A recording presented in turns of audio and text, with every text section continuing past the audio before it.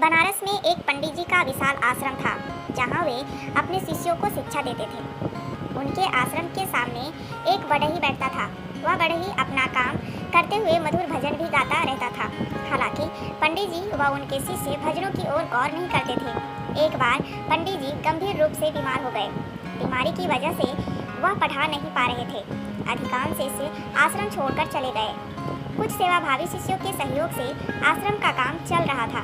सेवाभावी शिष्यों ने पंडित जी की बहुत सेवा की और उनका उपचार कई वैद्य हकीमों से करवाया, किंतु पंडित जी स्वस्थ नहीं हो पा रहे थे। अब पंडित जी बिस्तर पर लेटे लेटे बढ़ई के भजनों को गौर से सुनने लगे। धीरे धीरे उनका ध्यान रोग से हटकर बढ़ई के भजनों की ओर रहने लगा। एक दिन उन्होंने एक शिष्य को भेजकर बढ़ई को बुलवाया और उससे बोले, तुम बहुत अच्छे और मधुर वाणी में भजन गाते हो। मेरा जो रोग बड़े बड़े वैद्य ठीक नहीं कर पाए, वह तुम्हारे भजन सुनने से ठीक हो रहा है। मैं तुम्हें यह 100 स्वर्ण मुद्राएं दे रहा हूँ। रोज इसी तरह गाते रहना।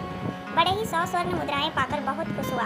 बिना कठिन मेहनत किए उसे यह धन प्राप्त हुआ, जिससे वह बहुत खुश था।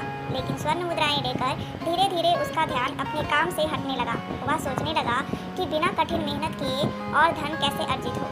उसकी भजन से भी विरक्ति होने लगी। अपना बढ़ई का काम लगन से न करने से उसके काम की सफाई भी कम हो गई, जिससे उसके ग्राहक धीरे धीरे कम होने लगे।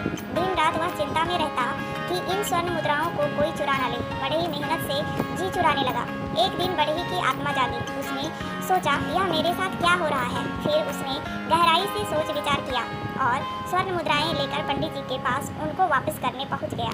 बढ़ई ने कहा, पंडित जी, ये स्वर्ण मुद्राएं वापस रख लीजिए। मैं यह जान गया हूँ कि बिना मेहनत से अर्जित धन इंसान की सुख शांति छीन लेता है। जो सुख अपने मेहनत की कमाई में है, वह पराये धन में नहीं। अगले दिन से बढ़ई के मधुर भजन फिर से सुनाई देने लगे। वस्तुतः बिना मेहनत के प्राप्त धन से अशांति पैदा होती है, जबकि मेहनत से अर्जित धन आत्म शांति प्रदान करता है।